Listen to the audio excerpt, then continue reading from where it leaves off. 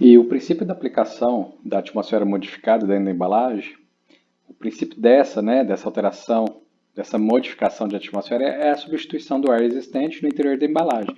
Então aqui tem um exemplo que Fellows colocou, que seria de 78% de nitrogênio, 21% de oxigênio e 0,03% de CO2. Então esse aqui é um tipo de exemplo, tá? E os principais gases utilizados na modificação da atmosfera da embalagem são o dióxido de carbono, né, o CO2, o próprio oxigênio e o nitrogênio. A razão entre volume de gases utilizado e produto deve ser de 2 para 1 ou 3 para 1 para evitar que ocorra o colapso da embalagem, que é o rompimento. Né? Eu tenho um limite crítico, né, para a adição desses gases, para alterar a atmosfera da embalagem, mas eu não posso ter uma proporção muito elevada, porque como é gás, né, pode provocar o rompimento, né, que é o colapso, né, pode é, causar danos à embalagem, né, como rompimento, explodir. Isso em razão da grande solubilidade do CO2 nos alimentos com maior teor de umidade. Então, o CO2, né, ele tem grande solubilidade em água.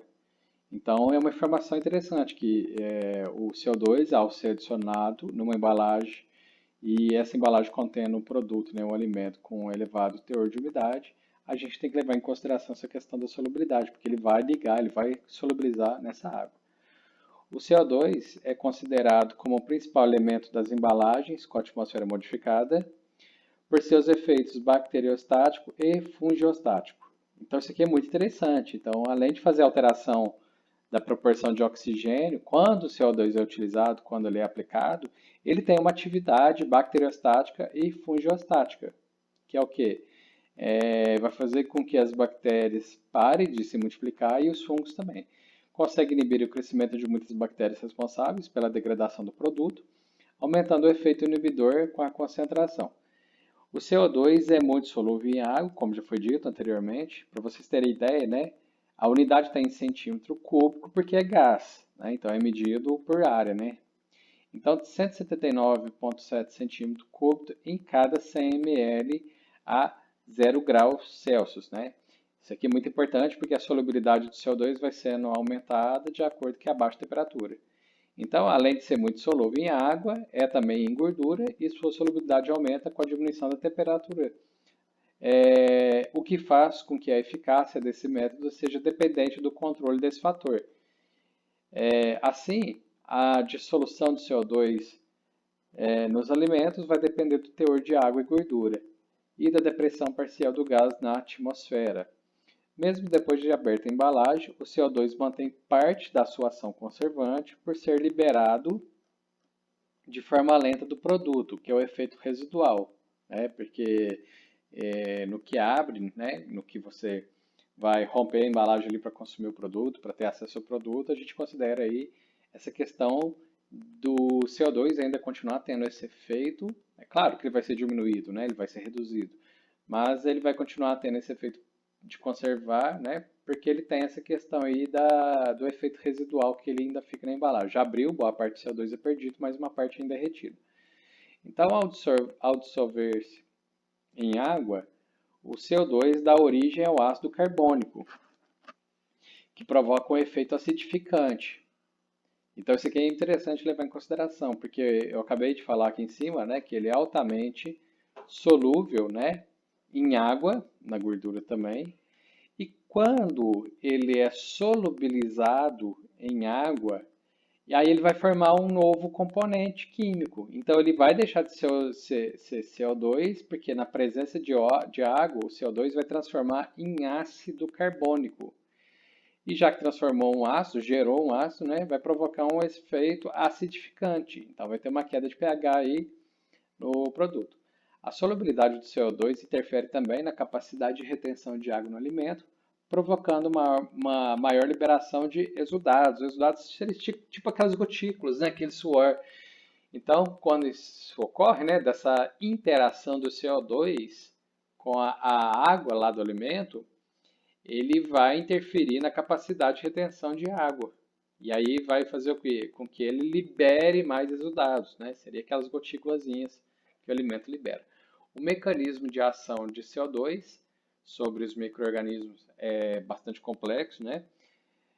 Sendo resultado de uma combinação de vários eventos, né? Então são vários eventos que promovem esse efeito, né, sobre os micro-organismos. A alteração da função da membrana celular é uma delas, então o CO2 lá presente, né, na presença do micro-organismo, vai promover o que? Vai alterar a função da membrana celular, interferindo com o transporte de íons. Então, isso aqui já é um prejuízo causado para o micro-organismo. Vai promover também uma inibição direta de algumas enzimas, né? Então, o micro-organismo, né, ele é complexo, ele tem lá, necessita das suas próprias enzimas, e aí ele pode promover essa inibição direta dessas enzimas ou apenas diminuir a atividade enzimática desses micro-organismos. Então, está afetando o sistema de um micro-organismo. Evidentemente, vai ter alteração do pH no interior das células ao atravessar as membranas dos micro-organismos, reagindo com água no citoplasma. É o que foi dito anteriormente aqui mais em cima. Eu falei que quando o CO2 na presença de água, ele vai transformar em ácido carbônico, né? Então aqui está essa situação, ó. E se ele vira um ácido dentro da célula, esse ácido, né, que a gente fala várias vezes, que é a função ácida é C-OH,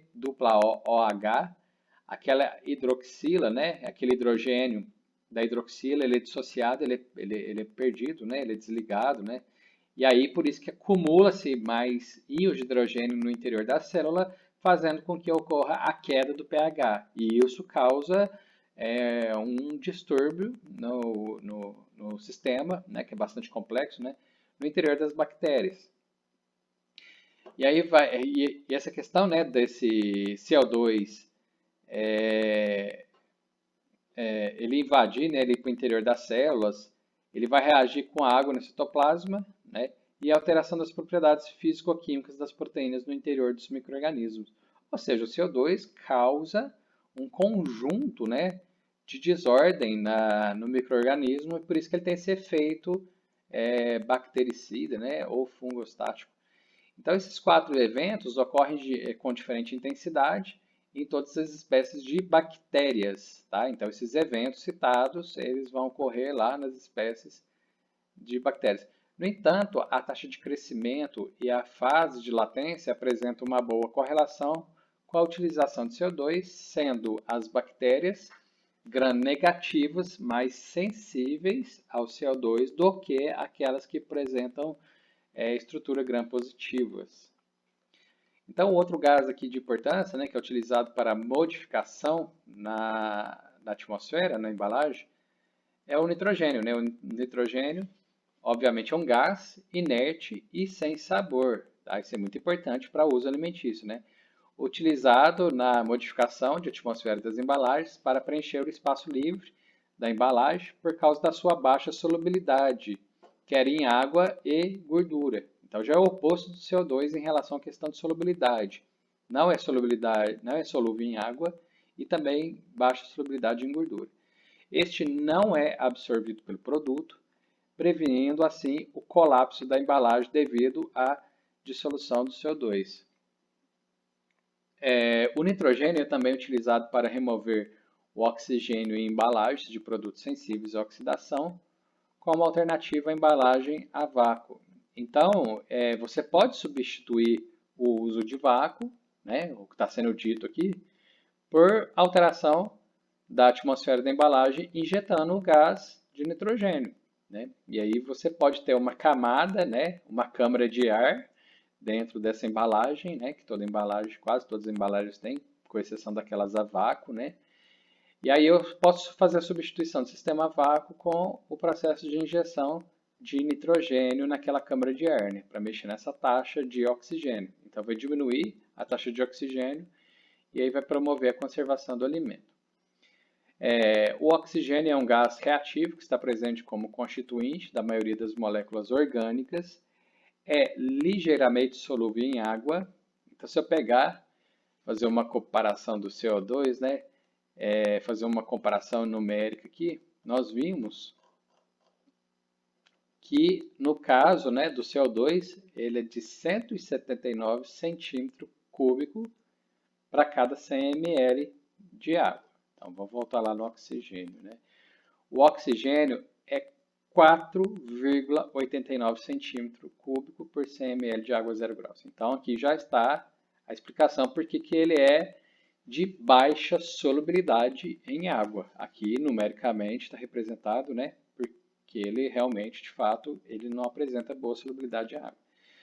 E sua solubilidade aumenta com a diminuição da temperatura.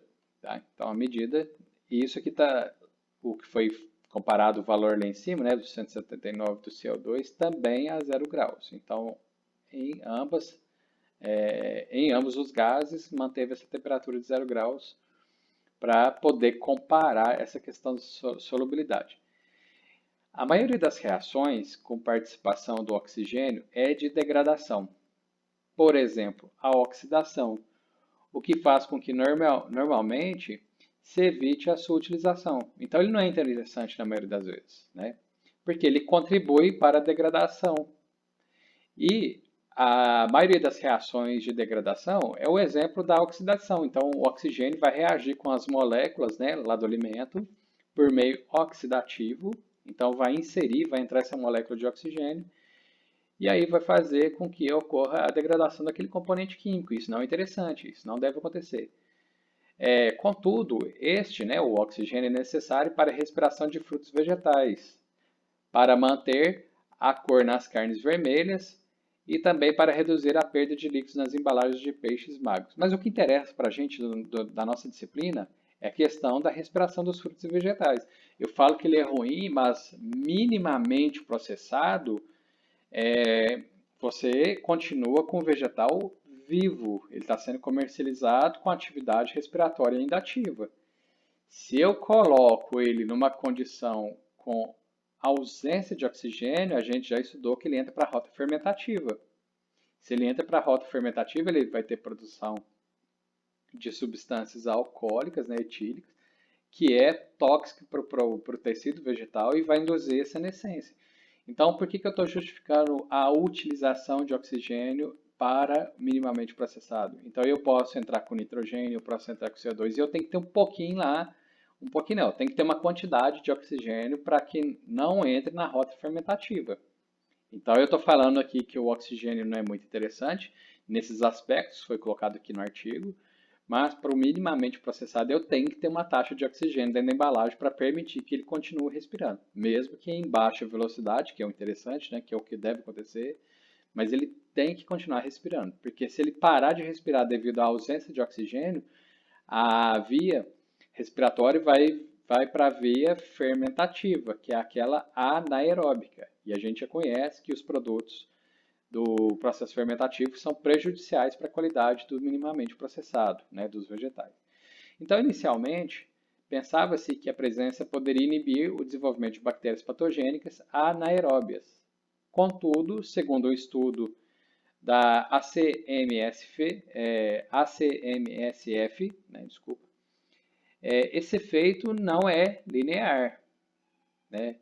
Então, tem essa questão aqui, porque eles achavam que inicialmente a presença do oxigênio poderia inibir o desenvolvimento de bactérias patogênicas anaeróbicas, ou seja, aquelas que não necessitam da presença de oxigênio para desenvolver. Então, eles pensavam que, então, se vai ter a presença de oxigênio, essas bactérias patogênicas anaeróbias não terão desenvolvimento. Só que essa entidade, né, mostrou que esse efeito não é linear, tá? O exemplo desse fato verificou-se com o desenvolvimento do patógeno Clostridium botulinum. Então, esse aqui é um micro-organismo muito conhecido nosso, né? É um patogênico em potencial, né? Contra a saúde pública, né? Então, olha aqui, um experimento, um exemplo desse fato verificou-se com o desenvolvimento do patógeno Clostridium botulinum, cuja presença parece, em alguns casos, ser independente da total exclusão de oxigênio nas embalagens. Então, ele é classificado como anaeróbico, mas não significa que ele só vai ter atividade se tiver zero de oxigênio. Então, aqui essa entidade observou que, embora ele é anaeróbico, mas com certa concentração de oxigênio, ele tem atividade. Ele tem no crescimento, ele produzindo as toxinas, né, que são prejudiciais à saúde, né? Então, notaram que essa teoria, né, de que o oxigênio presente na embalagem, no interior da embalagem, iria inibir o desenvolvimento de bactérias anaeróbicas patogênicas, né? Isso não é bem real, né? Então é necessário perceber o impacto da modificação da atmosfera na flora bacteriana presente e conhecer as técnicas de processamento mínimo que resultam numa maior inativação dos micro-organismos, que é aquelas aulas passadas que nós tivemos, né? Eu falei muito, né? Enfatizei demais a adoção das boas práticas de fabricação, né? Falei tanto, porque é isso que está querendo ser dito, né? Então é necessário perceber o impacto da modificação da atmosfera na flora microbiana presente e conhecer as técnicas de processamento mínimo, que resulta numa maior inativação dos micro-organismos. Então é aquela questão da higiene, né? Muita utilização de hipoclorito ou de outros agentes químicos que fazem a redução significativa dos micro-organismos ali na superfície desses alimentos. E mantendo os atributos de qualidade do produto fresco desejados pelos consumidores. Então, para a maior parte dos alimentos minimamente processados, são utilizadas misturas de 2 ou 3 gases escolhidos de acordo com o produto. Tá? Em produtos que não respiram, que aí foge um pouco da nossa disciplina, né, que são carnes, peixes, alimentos cozidos, produtos de panificação e alimentos secos. Então, esses exemplos aqui não estão correlacionados com a nossa disciplina, que a gente vem falando sobre minimamente processado de origem vegetal. E nos quais o principal fator de degradação é a atividade microbiana. É utilizada uma mistura com cerca de 30 a 60% de CO2. Né? Nos produtos que têm respiração, que aí é o nosso caso, os nossos produtos minimamente processados, né? Como minimamente processados aí de frutas e vegetais, a concentração de oxigênio não deve ser inferior a 5%. Tá? Então, isso é importante, a concentração de oxigênio não deve ser inferior a 5%, sendo a mistura composta majoritariamente por gás nitrogênio.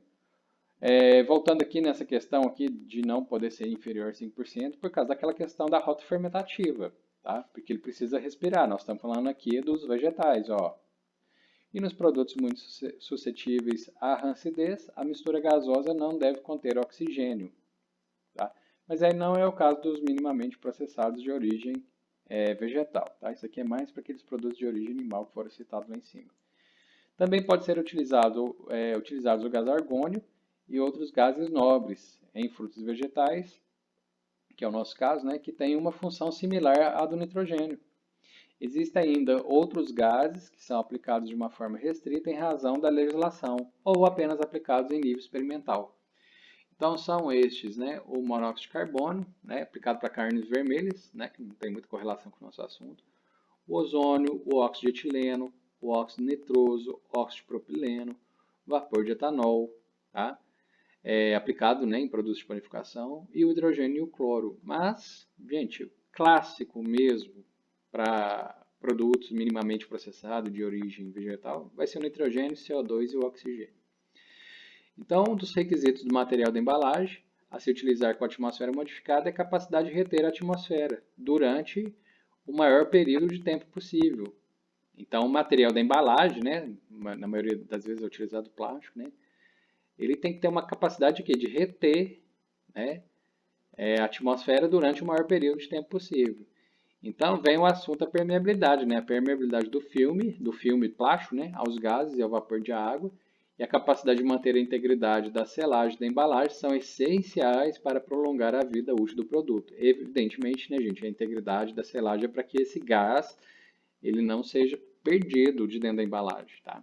A maioria dos materiais aplicados são constituídos por várias camadas para garantir uma baixa permeabilidade ao vapor de água, uma elevada barreira aos gases e uma resistência mecânica ao manuseio. Então vejam que a maioria dos materiais aplicados, quando você mexe com a atmosfera modificada, né, são materiais constituídos normalmente por várias camadas para garantir essa questão aí de não perder o gás, tá? E os materiais mais utilizados podem ser simples, tá? Extrusados ou laminados de copolímeros de etileno, etileno álcool vinílico, poliéster, polietileno, nylon, polietileno, policloreto de vinila, que é o conhecido como PVC, né, que é aquele plástico filme, polipropileno, politereftalato de etileno. O seu custo está diretamente relacionado com a sua maior ou menor capacidade de barreira aos gases. Então, essa informação aqui é interessante. Ó. O seu custo está diretamente relacionado com a sua maior ou menor capacidade de barreira aos gases. Ou seja, desses materiais plásticos, aqueles que apresentam a maior capacidade de reter o gás, ele costuma ser mais caro. E essa é a justificativa do seu preço, porque ele é mais eficaz.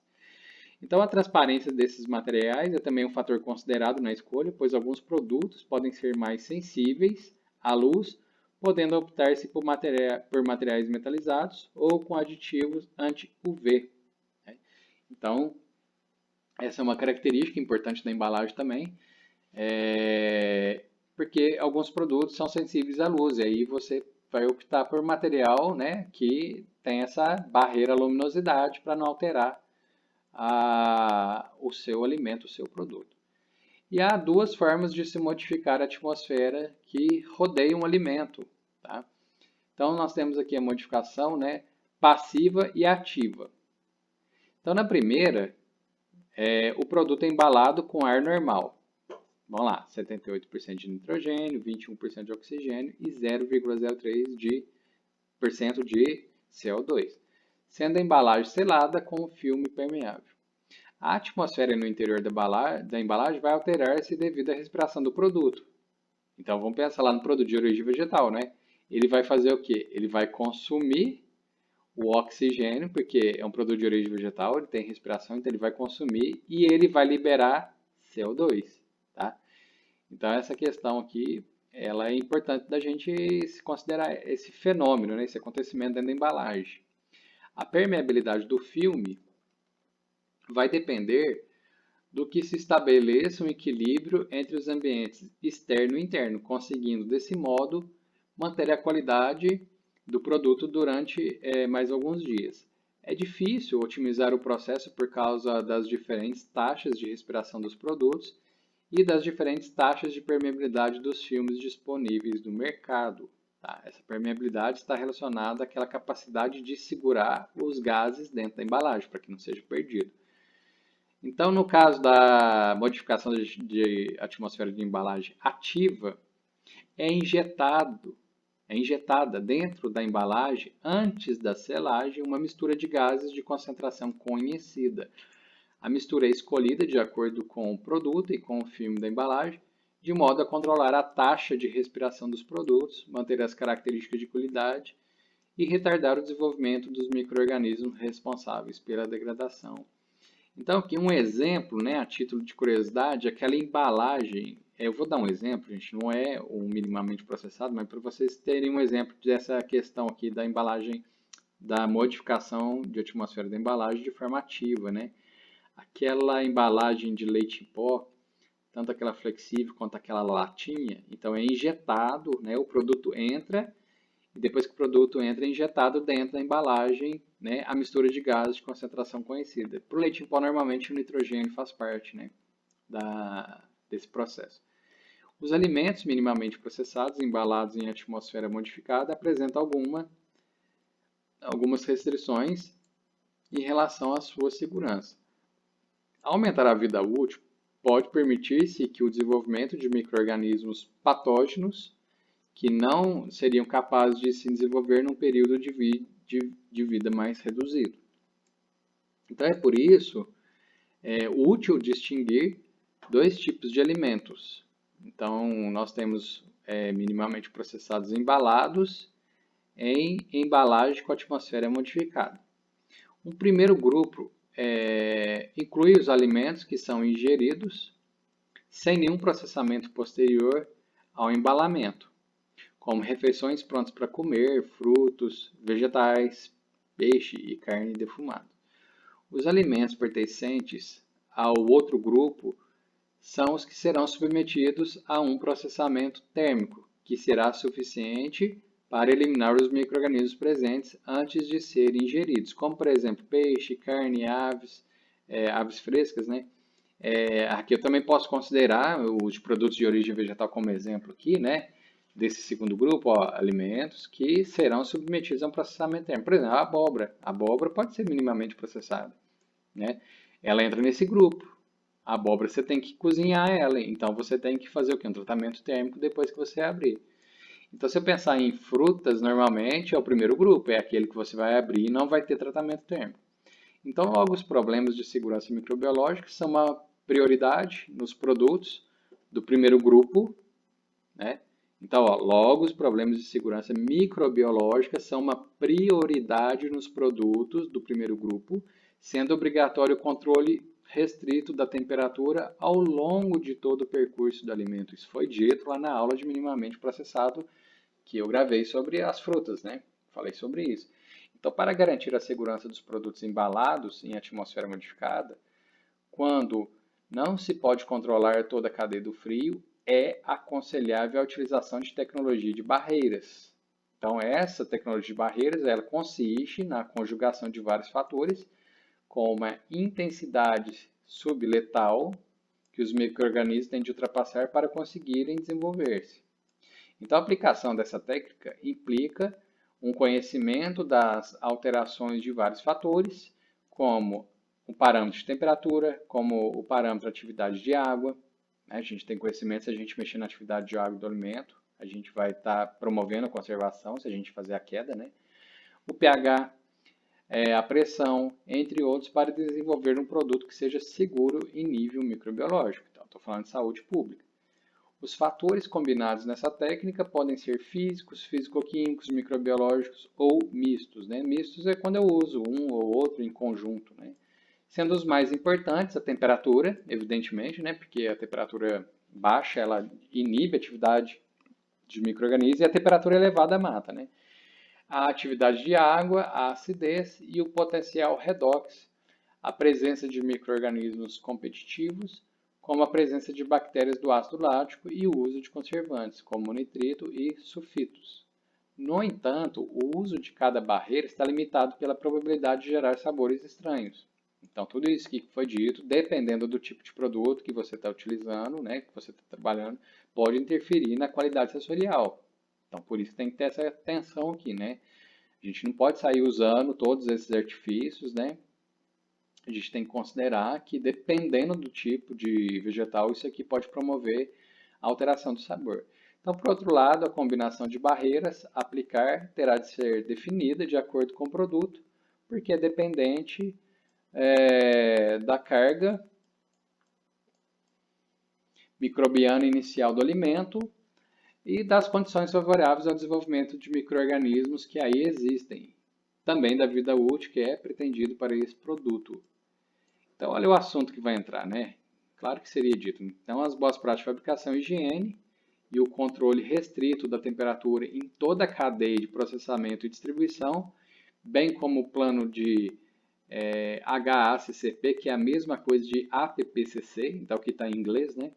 Da cadeia de produção, são essenciais para garantir a segurança e a qualidade de um alimento minimamente processado, embalado em atmosfera modificada.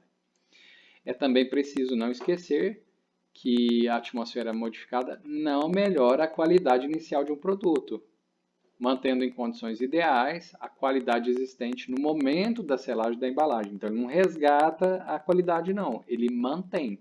Tá? Isso faz com que as condições de colheita, abate, manuseio e processamento sejam determinadas para a qualidade do produto final. A tecnologia aplicada em atmosfera modificada na embalagem tem algumas limitações. Contudo, ao aplicar as técnicas de modificação de atmosfera em embalagens em conjunto com outras técnicas de embalagens ativas ou inteligentes, a eficácia e a segurança podem ser aumentadas. Trata-se de uma nova era de embalagens em atmosfera modificada que deixam de depender exclusivamente da mistura de gases introduzida e das características do filme utilizado. Nesses sistemas, ocorre uma interação entre a embalagem, o produto, o ambiente, para se atingir uma maior vida útil. a composição da atmosfera que rodeia o alimento é alterada ao longo do tempo, de modo a melhorar também a segurança do produto e ou as características sensoriais. Um dos métodos mais comuns para criar uma embalagem ativa consiste na colocação no interior da embalagem de coloca-se, né, sachês com capacidade de absorver, como que, por exemplo, né, o oxigênio. Então, o oxigênio ele pode ser absorvido por um sachê, né, contendo lá um componente químico que vai fazer o sequestro de CO2 que estava ali dentro, livre dentro da embalagem, né? O vapor de água, o etileno. O etileno é o nosso hormônio, né? Que estimula a atividade respiratória nos vegetais, então ele acelera o amadurecimento dos frutos. Então imagina lá dentro da embalagem um sachê, né? Que vai fazer o sequestro de etileno. Então, evidentemente, eu vou fazer com que o amadurecimento seja retardado, né?